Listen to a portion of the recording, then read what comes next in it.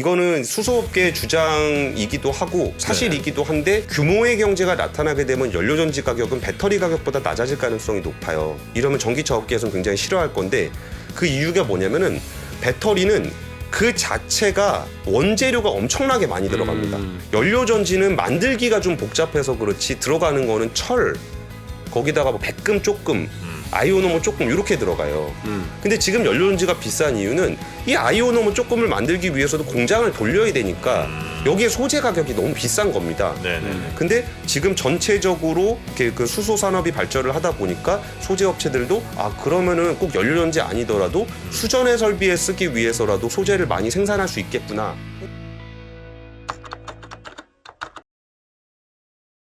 그리고 우리 여의도 기자계 아이돌 우리 권순우 팀장님 모시겠습니다. 어서 오십시오. 어서 오세요. 예, 안녕하세요. 3프로TV의 권순우 기자입니다. 네, 반갑습니다. 아이돌 그룹 잘 알고 계시죠? 전 잘 모릅니다. 잘 모르십니까? 예. 네. 모르는 건 모른다고 하는 게 마지막까지 관심 가졌던 아이돌이 누구죠? 저는 에스파. 에스파요? 비교적 최신이신데? 에스파 카리나, 넥스트 레벨, 예, 넥스트 카리나 윈터. 예. 다음 2명 부탁드리겠습니다. 모릅니다. 예. 멤버도 모르고 그랬어요. 네. 카리나 말고 뭐가 있어? 카리나 윈터. 또 네? 둘이야? 가위나. 카리나. 아유 진짜. 아이고 참. 왜요? 험난하네요. 예, 에스파 진짜 멋있어요. 예, 넥스트 레벨. 자, 오늘 자동차의 넥스트 레벨, 현대차의 차세대 자동차 계획 이런 것들 좀 준비해 오신 거죠? 아니요. 아닙니까? 예, 왜 요새 아무것도 안 하나 그 얘기를 준비했습니다. 현대차 지금 뭐 하고 있나 아무것도 안 지금? 해요? 열심히 하는 것 같은데 왜? 뭘? 그러니까 수소차 수소. 한다 그래놓고서 왜 요새 말이 없나?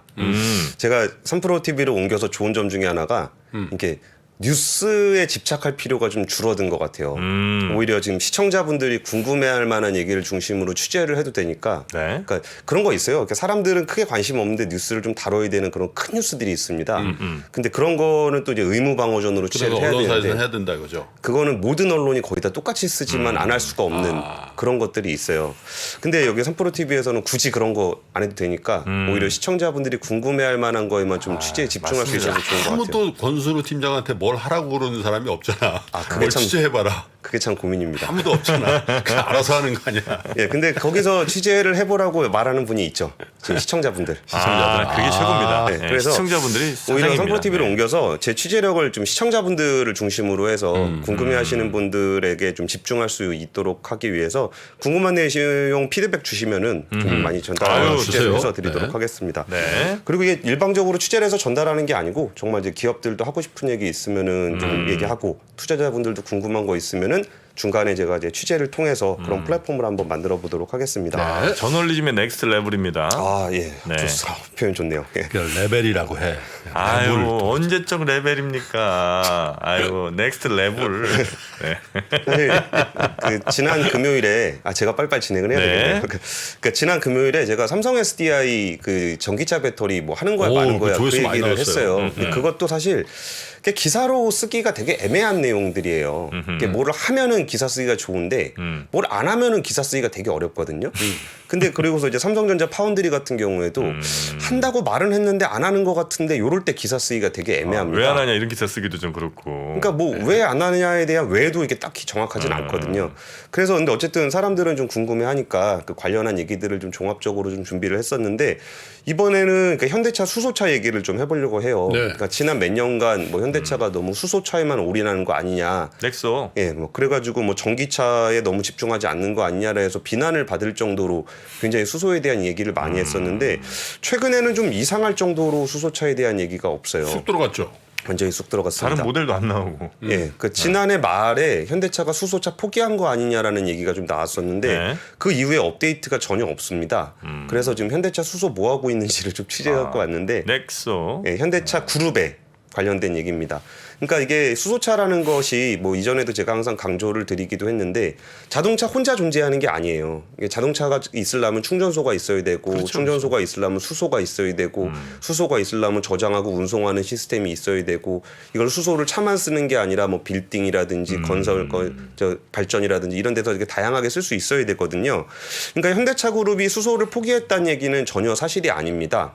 예를 들면 가장 최근 뉴스로 보면은 현대 글로비스가 세계 최대 이산화탄소 운반선 개발에 나섰어요. 그러니까 현대 글로비스라 그러면은 다들 아시다시피 현대차의 차를 운송하는 그렇죠. 그런 회사잖아요. 근데 현대 글로비스가 여기에다 추가적으로 사업 포트폴리오를 만들면서 네. 에너지 운반 관련한 포트폴리오를 추가를 했어요. 그러면서 이산화탄소를 운반을 하겠다라는 계획을 발표를 했거든요. 이산화탄소. 예. 그러면서 현대중공업 그룹 선박 만드는 거는 이제 현대중공업이 잘 만드니까 네. 현대글로비스하고 현대중공업 그룹이 세계 최대의 이산화탄소 운반선을 만들기로 했습니다. 그러면은 이산화탄소는 에너지가 아닌데 이거를 왜 만드냐라고 하면은 이 액화 이산화탄소 선박이 필요한 이유는 CCUS 때문에 그래요. CCUS라 하면 네. 카본 캡처 유저 세빙, 그러니까 카본 탄소를 잡는 거.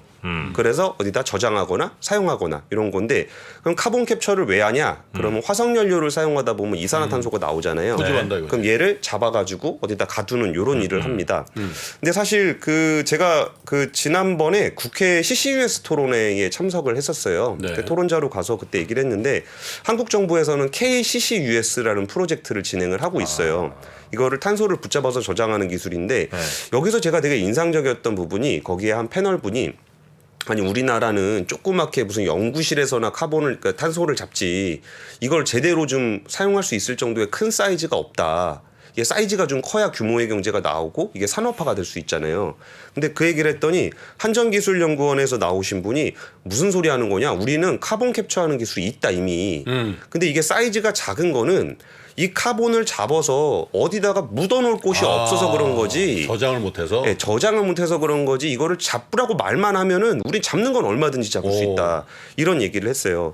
근데 이게 탄소를 저장한다라는 컨셉이 우리한테는 좀 되게 낯설어서 되게 미래 기술로 인식을 많이 하시잖아요. 근데 이 기술은 그렇게 미래 기술은 아닙니다. 지금 현재 활용하고 있는 기술이에요. 어디서 활용하냐면은 그 원유 광구에서 활용을 해요. 네. 그러니까 원유 광구가 이렇게 있으면은 옆에 천연가스에서 이산화탄소를 뽑은 다음에 그 이산화탄소를 광구에다 확 밀어넣어요. 그러면 석유가 이렇게 쭉 밀려 나오거든요. 그게 EOR 기술이라 그래가지고 석유를 갖다가 밀어내는 용도로 활용을 하고 있어요. 그러니까 압력이 이렇게 충분히 나오지 않을 수도 있으니까. 맞아요. 네. 그러면 이제 이산화탄소를 잡아서 저장하는 이때는 이제 밀어내기 위해서 활용하는 거지만 기술 자체는 똑같잖아요. 밀어내면서 저장도 되는 거네. 그렇죠. 그 안에 저장이 되는 거니까. 네. 그러니까 기술 자체가 아예 말도 안 되는 기술은 아니에요. 이미 활용하고 있는 기술이에요.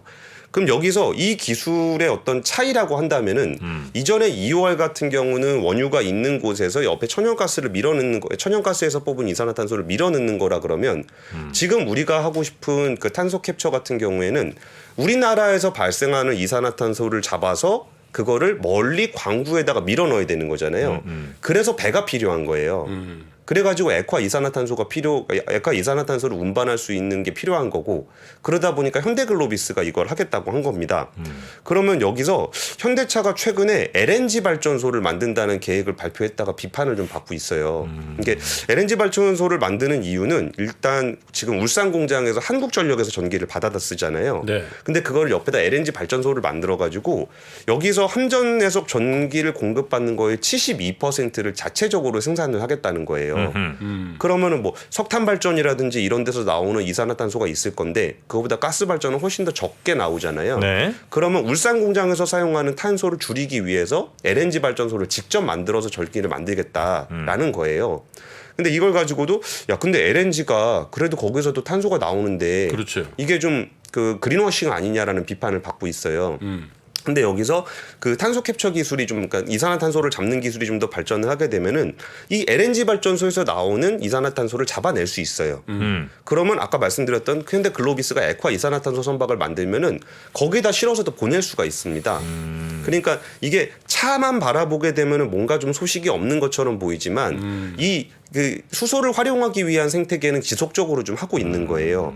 여기에 더해서 그 현대차 그룹의 그 현대건설 같은 경우도 지금 이제 수전의 설비, 그러니까 재생에너지를 기반으로 수소를 만드는 설비를 만드는 정부 사업에 이번에 그 선정이 됐습니다. 정부 사업자로. 네. 그러니까 물을 여기서 전기분해해서 수소 만들어내는. 예. 네. 그 사업자로 현대건설이 됐어요. 그러니까 현대자동차 그룹 안에서는 글로비스는 운반 관련한 부분들을 하고 있고 건설 쪽에서는 플랜트를 하고 있고 이런 식으로 복합적으로 좀 진행이 되고 있는 게 맞습니다. 근데 이제 그 소비자들이 느낄 때는 아까 넥소 얘기도 했지만 야 그 뭐 그랬잖아요. 니콜라는 뭐 여기서 그랬는데 저거는 뭐 스위스에 뭐 몇 대 가고 막 그래가지고 예. 야 뭔가 이렇게 B2C 모델로서 현대차가 세계 1위고 막 그런 꿈이 있었는데 그건 일단 약간 좀 잦아들고 B2B 쪽에 뭔가 활동이 더 늘어났다라고 보면 되겠네요.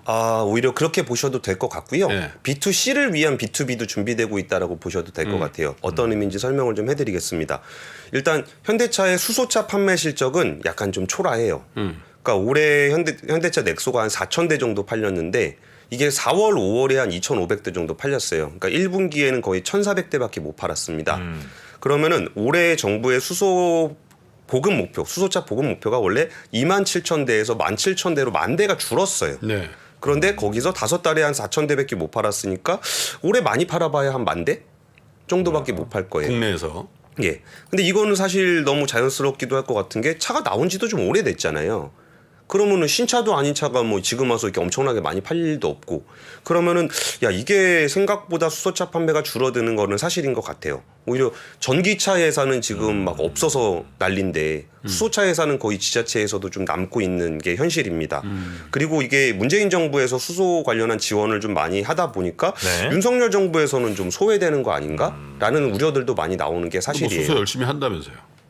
뭐 한다고 얘기는 하는데 네. 이게 문재인 정부하고는 약간 좀 결이 좀 다른 느낌들이 좀 있잖아요. 그러다 보니까 그런 얘기가 좀 덜 나오게 되고 그리고 현대차가 원래 계획은 내년도에 그 3세대 연료전지를 내놓기로 했었어요. 자동차 수소전기차의 엔진의 역할을 하는 연료전지를 3세대로 2가지 종류를 내놓기로 했었는데 100kW짜리 하나는 사이즈를 확 줄여가지고 좀 더 많은 차에다 쓸 수 있게끔 하고 200kg는 좀 더 용량이 크기 때문에 거의 뭐 트럭이나 이런 데서 쓸 수 있도록 하기로 했었어요. 그리고 넥소는 페이스리프트를 2023년에 내놓기로 했었습니다. 그런데 제가 이 부분들에 대해서 조금 알아보니까 지금 대대적으로 수소차 개발 계획이 수정이 됐어요. 그래가지고 이거는 정확하진 않은데 대략 한 2년 정도 미뤄질 것으로 보입니다. 그러면 23년에 내놓기로 했던 차들은 대충 2025년 정도로 미뤄질 가능성이 높아요. 그러면 야 이게 우리 망했나 보다. 이게 정말 얼마나 안 되면은 얼마나 자신감이 없으면 2년을 미뤘냐라고 보실 수도 있을 것 같은데 사실 그 부분에 대해서는 저도 이전에도 몇 번 지적을 하긴 했었는데 이전까지 우리가 글로벌 탑이다 선두다라고 얘기를 할 수 있었던 부분들은 전 세계적으로 수소 산업이 많이 발전하지 않고 있었기 때문이에요. 네. 그래가지고 우리가 오히려 선도를 해서 글로벌을 끌고 가는 입장이었거든요. 그런데 우리나라가 수소를 좀 주도를 하던 그런 상황에서 전 세계적으로 수소 산업이 같이 성장하고 있는 모습을 보이고 있어요. 네. 그러면 우리가 이전처럼 무리해서 한 발짝을 앞서가는 게 맞을 것이냐 아니면 나머지 수소 생태계가 갖춰지는 모습을 보면서 반발짝을 앞서가는 것이 옳을 것이냐 이런 판단들을 할 필요가 있어요. 네. 그래서 조금 알아보니까 이런 얘기들을 합니다. 이게 뭐 수소 생태계 자체도 생태계 자체인데 예를 들어서 연료전지, 그러니까 연료전지가 수소차에서 들어가는 가장 비싼 부품이 연료전지거든요. 거기 들어가는 소재들이 있어요. 예를 들면 뭐 멤브레인이 있고 멤브레인 안에 뭐 아이노머 이런 아이오노머 같은 소재들이 들어가는데 그런 소재가 사실 되게 조금 들어가요. 근데 이 원재료 가격 자체는 별로 안 비싼데 네. 그러니까 원재료의 그 재료값은 별로 안 비쌌는데 그 단가는 엄청나게 비쌉니다. 그게 왜 그러냐면 수소차가 워낙 작고 이걸 만드는 회사에서도 조금밖에 안 만들기 때문에 그렇죠. 이게 규모의 경제가 안 나와요. 그래가지고 이게 조금밖에 안 들어가는 거임에도 불구하고 그 만드는 공장에서도 자동화도 안 시켜놓고 캐펙스 투자도 안 하고 그러니까 이 소재 하나하나가 너무나 비싼 거예요. 그럼 그 상황에서 우리가 지금 신차를 내놔가지고 그렇게 비싸게 쓸 필요가 있겠느냐 라는 판단들을 하는 거예요. 그러면 지금 딱 보니까 이게 소재 업체들도 수소가 잘 될 것 같으니까 우리가 여기다 캐펙스 투자를 좀 해야 되겠다라고 하면은 이게 몇 년 시간이 좀 지나면 이게 규모가 확 커지면서 재료 가격이 엄청나게 떨어지게 돼요. 네. 예를 들면은 아이오노머를 예로 들면은 이게 연료전지에 들어가는 거다 보니까 연료전지를 지금 많이 안 쓰잖아요. 그러니까 이게 조금 들어감에도 불구하고 단가가 엄청나게 비싸요. 그렇죠. 예, 근데 이 연료전지 같은 경우가 연료전지에 들어간 아이오노머가 또 어디 들어가냐면은 수전의 설비에 들어가요. 그러면 수소를 전기로 바꾸는 게 연료전지잖아요. 그러면 네. 전기를 수소로 바꾸는 게 수전의 설비거든요. 다시 한번 설명드릴게요. 수소를 전기로 바꾸는 게 연료전지. 전기를 수소로 바꾸는 게 수전의 설비예요. 네. 역반응이에요, 역반응. 그러니까 속에 들어가는 소재가 같아요. 그러면 수전의 설비가 많아진다는 얘기는 연료전지에 들어가는 소재를 더 많이 쓴다는 얘기예요. 그러면 여기서 지금 수전의 설비가 IEA 발표에 따르면 2020년에만 2019년 대비 2배 이상 증가를 했어요. 네. 거기다가 2025년이 되면은 유럽에만 6기가, 2030년에는 67기가 이렇게 들어가요. 그럼 수전의 설비가 어마어마하게 커진다는 얘기잖아요. 그럼 거기 들어가는 소재도 되게 많이 들어가게 된다는 거예요. 네. 그럼 요걸 타겟으로 해서 소재 업체들이 거기에 대해서 엄청나게 투자를 많이 하고 있어요. 그럼 여기에 생산량이 엄청 늘어나게 되겠죠. 그렇죠. 그러면 연료전지에 들어가는 그 소재들의 단가가 팍팍팍팍 떨어지는 거예요. 그러면 이 소재 가격이 앞으로 떨어질 거를 뻔히 보면서 그거를 지금 당장 차를 내 가지고 그 고비용을 부담을 하는 게 맞을 것이냐, 아니면 나머지 소재 부분들이 올라오는 것을 보면서 들어가는 게 맞을 것이냐에 대한 판단이 달라진 겁니다. 앞으로 그럼 차 가격이 많이 떨어질 것 같다 이런 얘기잖아요. 그렇죠. 그러니까 예를 들면은 사실 이거는 수소업계의 주장이기도 하고 사실이기도 한데 잘 이렇게 사람들한테 와닿지 않는 것 중에 하나가, 사실 규모의 경제가 나타나게 되면 연료전지 가격은 배터리 가격보다 낮아질 가능성이 높아요. 이러면 전기차 업계에서는 굉장히 싫어할 건데, 그 이유가 뭐냐면은 배터리는 그 자체가 원재료가 엄청나게 많이 들어갑니다. 리튬, 코발트 뭐 리튬, 뭐 니켈, 코발트, 망간 이런 거 자체가 많이 들어가는데, 연료전지는 만들기가 좀 복잡해서 그렇지 들어가는 거는 철, 거기다가 뭐 백금 조금, 아이오노머 조금 이렇게 들어가요. 근데 지금 연료전지가 비싼 이유는 이 아이오노머 조금을 만들기 위해서도 공장을 돌려야 되니까 여기에 소재 가격이 너무 비싼 겁니다. 네네네. 근데 지금 전체적으로 이렇게 그 수소 산업이 발전을 하다 보니까 소재 업체들도 그러면은 꼭 연료전지 아니더라도 수전의 설비에 쓰기 위해서라도 소재를 많이 생산할 수 있겠구나, 생산해도 되겠구나라고 해서 이런 투자들이 좀 이루어지고 있는 거예요. 근데 그게 그러니까 그 연료전지를 하나 만드는데 드는 비용이야 이제 그 배터리 비용보다는 조금 이제 나중에 가면 싸질 것 같긴 한데, 예. 결국 이제 배터리에는 그냥 굉장히 저렴하게 생산된 전기만 넣으면 되는 충전. 거고, 예. 그렇죠, 충전만 하면 되는 거고, 이 연료전지에는 어쨌든 얼마나 가격이 떨어질지 모르겠지만 뭐 LPG라고 하더라도 훨씬 더 그 전기보다 비싼 수소를 넣어줘야 되는 거 아니에요? 예. 그러니 운영비를 생각하면 사실 수소가 그렇게 경쟁력을 갖기가 수소차가 경쟁력 갖기가 어렵지 않나. 그러니까 그 문제는 이게 수소차냐 전기차냐 이런 문제에 대한 논쟁의 일환인 거고, 오늘 설명드리기에는 사실 내용이 좀 긴 것 같아요. 길고. 그러니까 수소차를 만들 때 우리가 어떻게 경쟁력 있게 만들 것인가에 대한 얘기를 지금 하고 있는 거거든요. 전기차하고의 경쟁력의 문제가 아니라 네. 수소차를 만드는 타이밍을 어떻게 잡고 있느냐에 대한 얘기를 좀 드리는 거예요. 요새 현대차가 수소차를 어떻게 하고 있는지에 대한 얘기. 근데 제가 여쭤본 이유는 연료전지를 비록 조금 지금 뭐 500만 원 들 거, 뭐 1000만 원 들 게 뭐 한 500만 원으로 싸지더라도 예. 그게 큰 의미가 있냐는 거죠. 거기에 대한 답변 드리겠습니다. 거기에 왜 답변 안 드리려고 그랬냐면 이게 좀 내용이 길어질 수 길어요? 있어서 그런 건데, 그래요? 그럼 정말 단순하게 설명을 드릴게요. 약간 네, 왜곡될 수도 있지만 단순하게 설명을 드리면은 지금 수소를 생산하려고 그러는 목적 중에 하나가, 예를 들어서 독일의 항만 지역, 독일 북부의 항만 지역 같은 경우는 네네. 풍력 발전으로 전기를 만들어도 그 전기를 사용할 수가 없어요. 송배전에 한계가 있습니다. 그럼 송배전을 못하는 그 전기를 어떻게 저장하느냐를 봤을 때는 전기를 저장할 방법이 마땅치 않아요. 네네. 아까 제가 수전의 설비라는 말씀을 드렸잖아요. 그러니까 수전의 설비를 이렇게 유럽에서 공격적으로 지으려고 그러는 이유가 전기를 저장하기 위해서 지으려고 하는 거예요. 네. 그러면은 전기를 왜 저장해? 걔네 바보야라고 하기에 유럽에 지금 아까 67기가 만든다 그랬잖아요. 그러면 그 정도의 전력을 저장할 수 있는 설비들이 지금 만들어지고 있다는 거예요. 그럼 그 설비를 통해서 수소가 만들어졌죠. 네. 그럼 그 만들어진 수소를 연료전지에서 바로 사용할 것이냐, 아니면 그 만들어진 수소로 전기로 바꾼 다음에 배터리로 넣을 것이냐에 대한 판단은 달라질 수 있어요.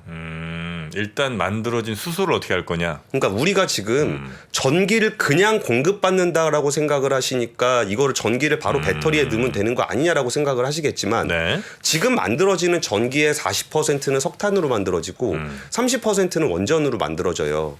근데 유럽에서 재생에너지 기반을 많이 늘리려고 할 때 네. 그럼 이 만들어진 전기, 친환경 전기를 어떻게 저장할 것인가의 문제가 있기 때문에 수소를 하는 거거든요.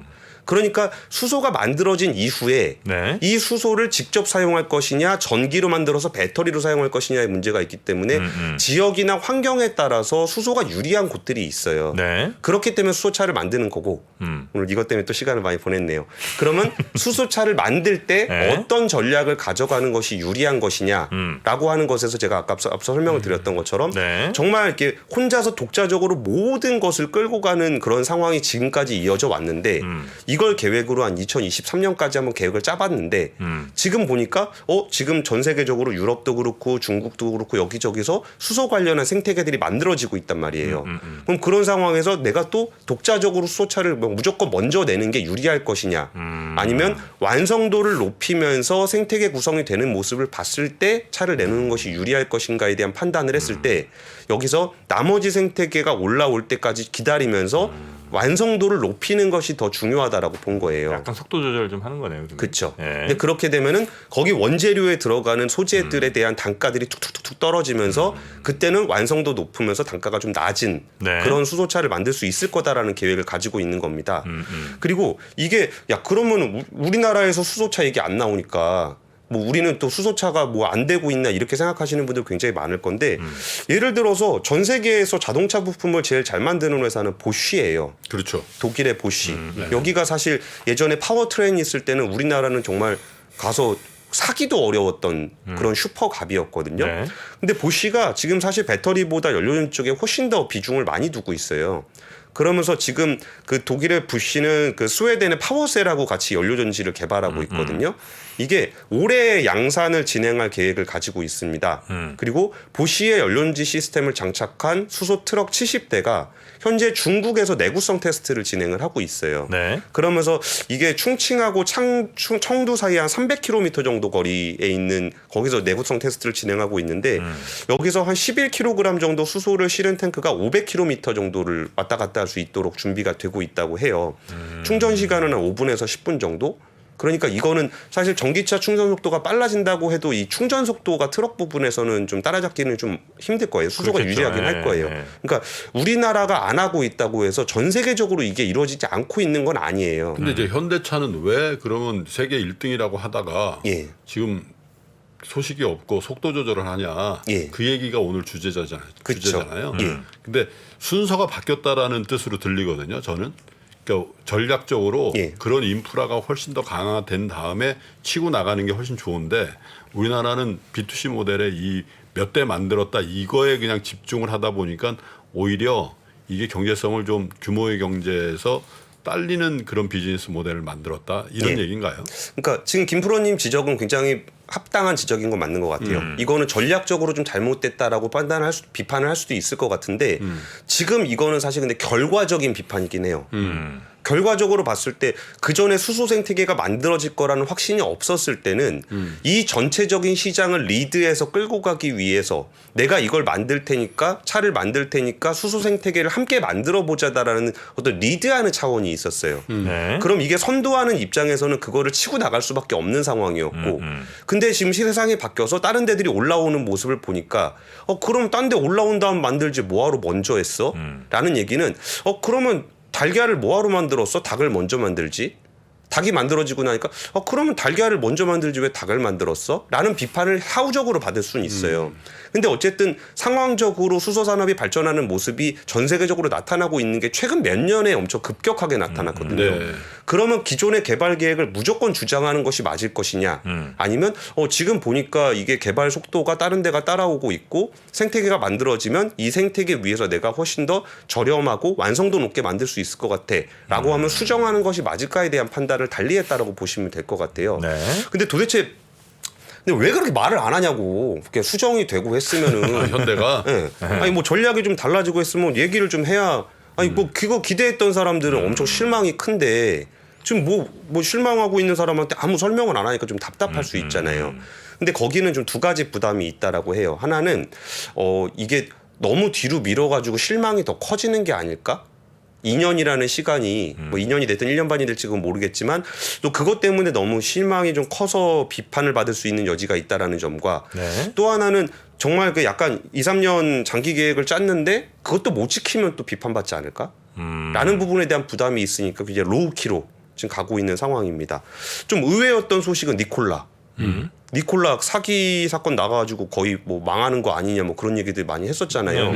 저는 그때 뭐 당장 망하진 않더라도 생존 가능성이 있을까라는 생각을 좀 했었는데 여기가 보쉬가 니콜라하고 굉장히 적극적으로 협력 관계를 유지하고 있어요. 지금도 예. 그래갖고 오히려 그때 뭐 니콜라는 그때 그 사태 이후에 공매도 사태 이후에 또 창업자인 트레버 밀튼도 기소가 됐고 GM도 들어오다 말기도 하고 그랬는데 보쉬 같은 경우는 여기가 부품 회사잖아요. 네. 그러니까 이거를 완성시켜 줄 수 있는 트럭 회사가 필요하긴 해요. 그러니까 거의 보쉬가 자기네가 완성도 높은 연료전지를 만들어서 거의 그대로 갖다 쓸 수 있는 트럭 회사하고의 파트너십을 유지하고 있는 것 같아요. 그래서 니콜라의 수소는 사실 보쉬라고 보시면 될 것 같고 이게 2023년에 애리조나에 공장 만들기로 했대요. 내년이거든요. 네. 그러면 니콜라 쪽에서 수소 트럭 나오는 것도 그 전에 사기로 만들었던 거 그거 말고 진짜 보쉬가 만든 연료전지 시스템을 탑재한 그 테스트 차량이 내년 정도에는 나올 수 있을 것 같아요. 그러니까 이게 전 세계적으로 안 되는 분위기는 아닙니다. 네. 그리고 다임러하고 볼보가 합작해서 수소 트럭 만들었던 셀센트릭 같은 경우는 최근 소식 보니까 이제 공장 지으려고 주민 투표를 했더라고요. 거기는 또 그건 항상 하죠. 독일은. 주민들이 좀 찬성을 해줘야 공장을 지을 수 있나 봐요. 근데 선거를 했는데 한 70% 정도가 찬성 의사를 표시를 해서 내년부터 공장 착공에 들어간다고 합니다. 그러면 여기도 한 2025년쯤 되면은 양산 차량이 나올라 그러는 것 같아요. 그러면 얼추 계획들이 대충 보이시죠. 전 세계적인 수소 생태계에서 언제쯤 우리가 생각하는 유의미한 뉴스가 나올지 네. 그런 것들이 트럭 분야의 양산은 한 25년 정도에는 우리가 생각했던 것보다는 완성도 높은 트럭들이 좀 나올 것 같다라는 거고 이번에 오히려 도요타가 좀 특이한 거 발표했길래 하나 갖고 왔는데 이 휴대용 수소 탱크를 하나 만들어 갖고 얼마 전에 발표를 했어요. 휴대용. 수소 탱크. 휴대용? 네, 카트리지. 이렇게 생긴 건데 그 우분시티라고 네? 우분시티라고 도요타에서 네. 스마트 시티를 만들고 있어요. 네, 네. 근데 거기는 수소로 운영이 되는 그런 도시를 만들고 있거든요. 스마트 시티. 근데 집 안에서는 수소를 공급받을 수 있는데 밖에서 뭐 캠핑을 한다거나 아니면 자기가 뭐 그 휴대용 뭐 1인용 퍼스널 모빌리티를 운영한다거나 그러면 수소가 있어야 되잖아요. 네. 그러니까 이렇게 5kg짜리 수소 탱크를 도요타에서 만들어서 최근에 발표를 했더라고요. 그러니까 도요타도 그런 전략이에요. 수소차를 네네. 만들 수 있는 능력은 되지만 지금 당장 수소차를 내 가지고 이거를 BEP를 맞추면서 가는 것이 현실적이지 않다라고 보는 것 같고 그래서 나머지 생태계를 구성하기 위한 그런 아까 김프로님이 B2B 쪽을 먼저 정비하고 있는 거 아니냐는 말씀을 해주셨잖아요. 그것처럼 B2B 분야에서 생태계를 구축해 가면서 여기서 마켓 타이밍 B2C로 언제 치고 나가는 것이 가장 효율적인 것에 대한 눈치를 서로들 보고 있는 것 같아요.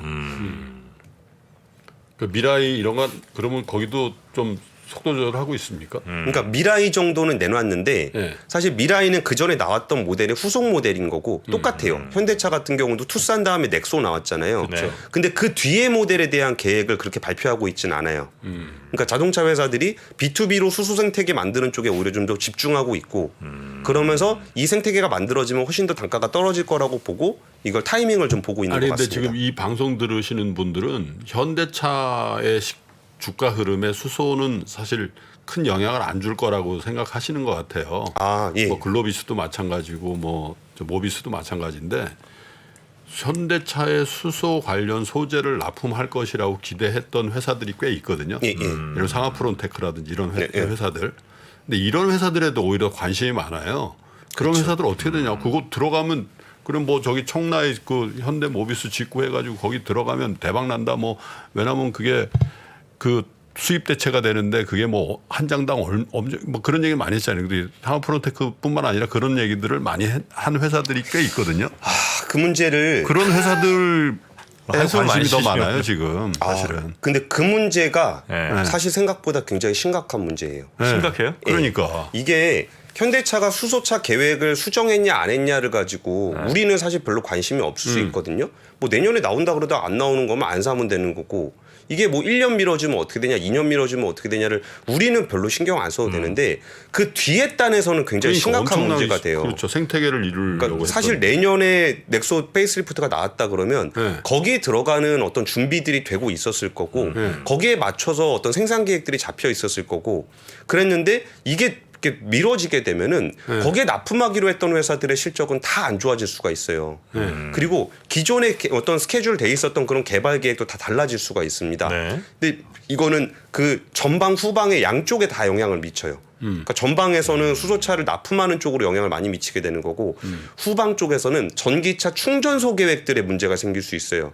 우리가 전기차가 수소차가 이 정도 보급될 거를 예상을 해서 이렇게 충전소를 깔아야 되겠다라고 계획을 세웠는데 수소차가 생각보다 그렇게 많이 설치가 안 된다, 판매가 안 된다 그러면 수소 충전소를 이렇게 많이 만들었다가 적자날 수 있겠네.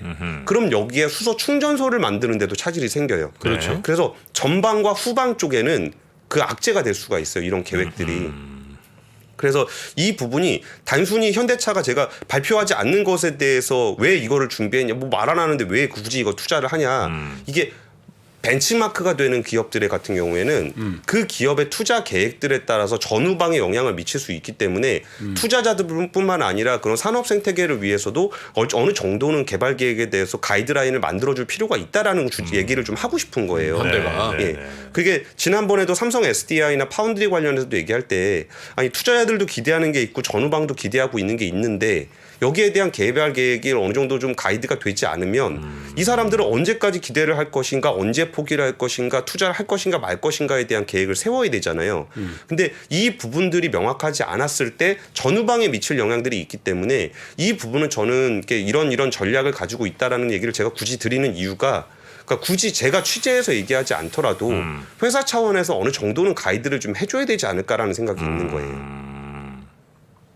근데 현대차 입장에서는 뭐 그런 상세한 가이드를 하고 싶을까요? 뭐 어쨌든 짱을 보고 있는 건데 자기네들도. 그쵸. 그래서 로키란 얘기가 나오는 거고 그런 거 아니에요? 예. 네? 근데 이제 전방이 있고 후방이 있잖아요. 그죠? 예. 전방은 뭡니까? 뭐 인프라 까는 거 이런 게 전방입니까? 그러니까 소재단, 소재단. 예. 후방이 이제 인프라 까는 거고. 인프라. 이게 똑같이 분리해요? 아니면 좀 차별화가 돼요? 어때요? 그러니까 후방에는 좀 다양한 부분들이 있어요. 네. 그러니까 이 전방에는 소재단은 차에 들어가는 거기 때문에 그러니까 이쪽 전방에 대한 얘기가 되는 거고 후방에서는 사실 하다못해 뭐 수소를 생산하겠다는 업체들도 많이 있잖아요. 그럼 수소 생산을 내가 현대차가 이 정도 를 만들어내면은 우리나라 보급 계획들이 이렇게 나오잖아요. 그러면 우리나라에는 몇 년도에는 수소 트럭이 몇 대 정도 돌아다닐 거니까 이게 한 대당 수소를 몇 킬로그램 정도 쓰면은 1년에 어느 정도 쓰겠다라는 계획이 나오잖아요. 그거를 보면서 그럼 내가 수소 생산을 이만큼 했을 때 이 정도가 소비가 되겠구나라고 생각을 하면서 수소 생산을 하게 돼요. 근데 여기서 그러니까 차 출시가 늦어지게 되면은 그 뒤에 잘 안 나오잖아요. 그럼 내가 수소를 생산하겠다고 했던 그 계획들에서 그럼 나는 수소를 생산해다 어디다 팔아야 되지? 라는 들에 대한 계획들이 틀어질 수 있기 때문에 오히려 근데 이 회사들은 약간 등치가 좀 있어요. 수소 생산 업체 생산을 하겠다라는 데는 그렇죠. 뭐 SK라든지 오일뱅크라든지 뭐 이런 큰 애들이 있는데 오히려 이쪽 뒷단에서 이제 수소차 관련한 부품을 만들거나 소재를 만드는 회사들 같은 경우에는 그 개발 계획이 늦어짐에 따라서 그 분야에 대한 매출이 원래도 별로 안 좋았었는데 네네. 그 부분이 좀 더 악화될 수 있다 그러면은 그 부분은 개별적으로 점검해 보실 필요가 있는 것 같아요. 개별 회사별로. 다른 활로가 있는가, 중국으로 가는가, 보시하고 연결이 되는가, 뭐 이런 기타 등등을 개별적으로 체크해서 투자하라는 얘기시죠? 그렇죠. 알겠습니다. 자, 우리 역시 권순희 팀장님 네. 명성은 뭐 괜히 만들어지는 게 아닌 것 같습니다. 네. 자, 우리 권 팀장님과 함께 오늘 알아봤고 다음 주는 월요일에 또 준비해 주시나요? 아마도. 그거는 저희가 좀 스케줄 얘기를 해봐야 될 것 같습니다. 알겠습니다. 자, 그럼 취재 잘 좀 부탁드리겠고요. 원래 저것도 중국에선 뭐하니도 준비를 했었는데 네. 그거는 뭐 다른 기회에 예, 또 저희 또 다른 시간도 또 있으니까요. 예. 네, 우리 권 팀장님 그래요. 잘 부탁드리겠습니다. 함께해 주신 우리 3프로TV의 자랑 권순우 취재팀장님 대단히 고맙습니다. 예, 감사합니다. 감사합니다. 네.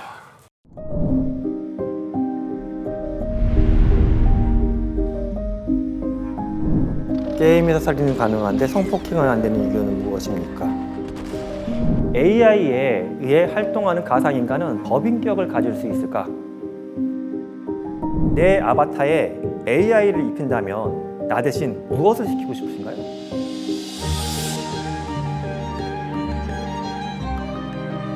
질문 자체를 만드는 걸 질문으로 드리고 싶었어요.